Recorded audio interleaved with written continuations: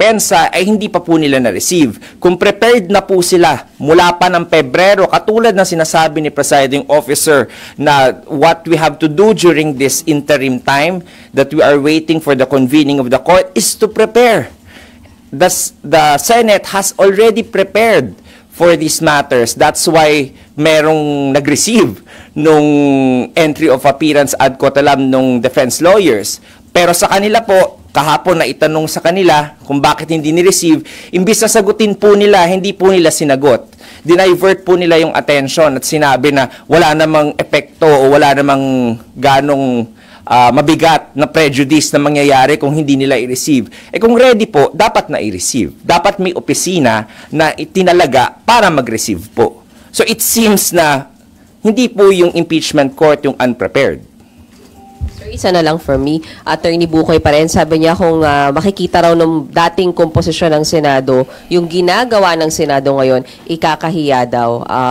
Iba yung komposisyon noon, umaani ng respeto, walang patotsada. Ngayon yung actuation nila, maraming patotsada. Ibabalik ko po, kapag kami po ay magkalaban ba o nasa ordinaryong korte, gagawin po ba yan at tatanungin pa rin po ba yan ni Attorney Bukoy sa media? Ganyan po ba ang pagkikriticize ng isang abogado sa isang korte?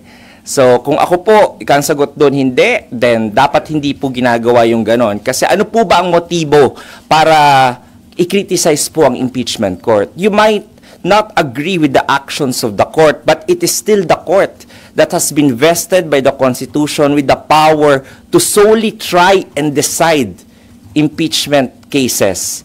And doon pa lang amang po dapat meron tayong pagrespeto at hindi po natin matanggal ang kredibilidad ng korte. So ano po motibo nila by criticizing the court? Dapat po yung energy po nila na pagkikriticize sa korte ay ginugugol nga po nila doon sa kanilang kalaban dahil hindi po nila kalaban ng korte. Ang kalaban po nila ay yung kabilang party, yung defense po. So, sabi niya po, formidable yung at mga respetableng mga abogado po yung nasa defense team. So, paghandaan na lamang po nila. At yun yung awayin po nila at wag po yung impeachment court.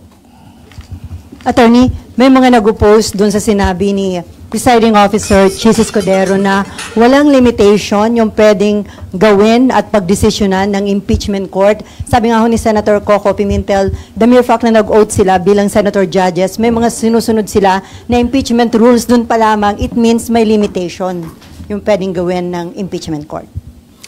Meron pong limitation naman po ang impeachment court. Unang-una po, yung nakasaad po sa konstitusyon, no? Alam po yan ni Presiding Officer. But I think he is more of talking in the context of doon po sa mga bagay-bagay na hindi po nakaspell out ng detalyado sa konstitusyon po natin. So, una po, ang limitasyon sa Senado, yung pagboto dapat ng mga senador, dapat 2/3 of all the members. Pangalawa po, yung ipapataw po na penalty po, hindi po pagkakulong, hindi rin po civil liability, kung hindi pagkatanggal lamang po at saka perpetual disqualification. The Senate cannot impose more than that. Yun po yung mga limitasyon ng konstitusyon at saka po nakalagay doon na kapag nag-implement po o nagpasa ng rules ng Senate impeachment court, yun po ay isang self-regulatory or self-limiting na limitasyon sa Senado po.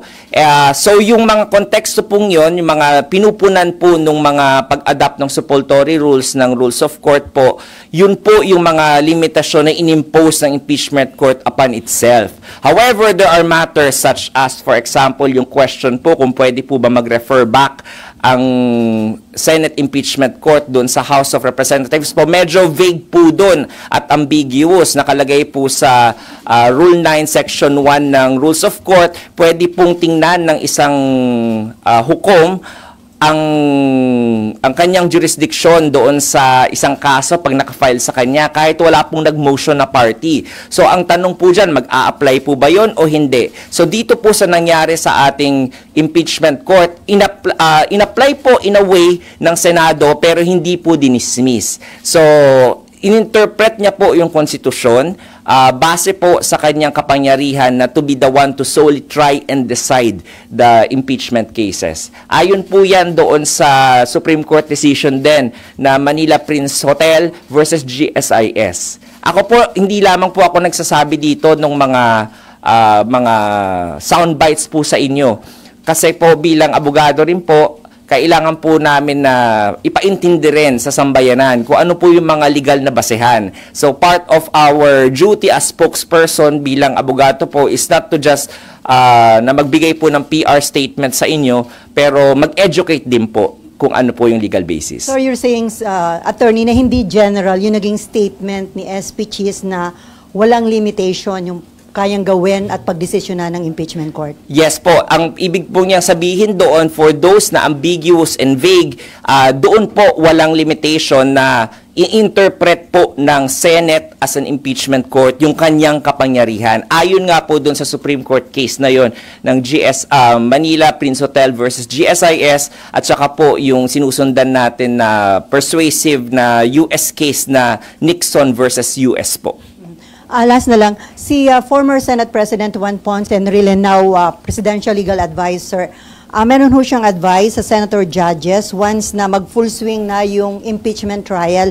Sabi niya, with due respect to them, my first advice is to keep quiet and then go to the session hall during their trial, sit down and listen to the proceedings, listen to the presentation of evidence. So, may plano ba si SP Cheese bilang presiding officer na i-advise din yung mga senator judges ng ganito?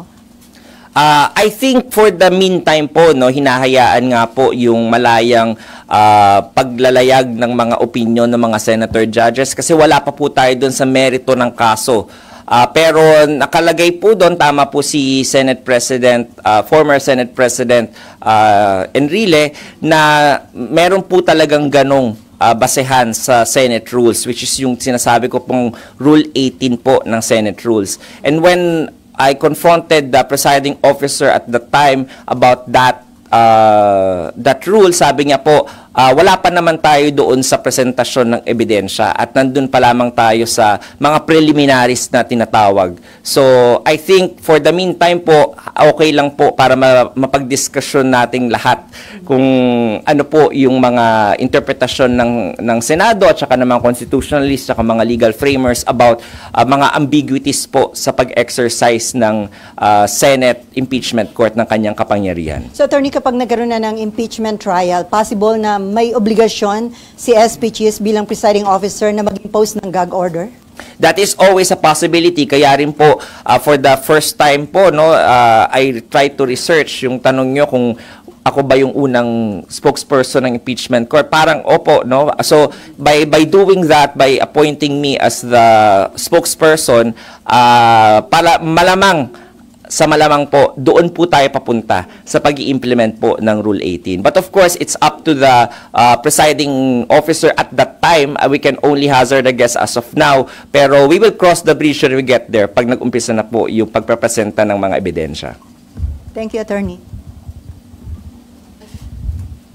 Hi, attorney. Sir, coming off from former SP Enrile din, he said sa interview na the Senate is supposed to do its job with reasonable speed, for the Constitution says forthwith.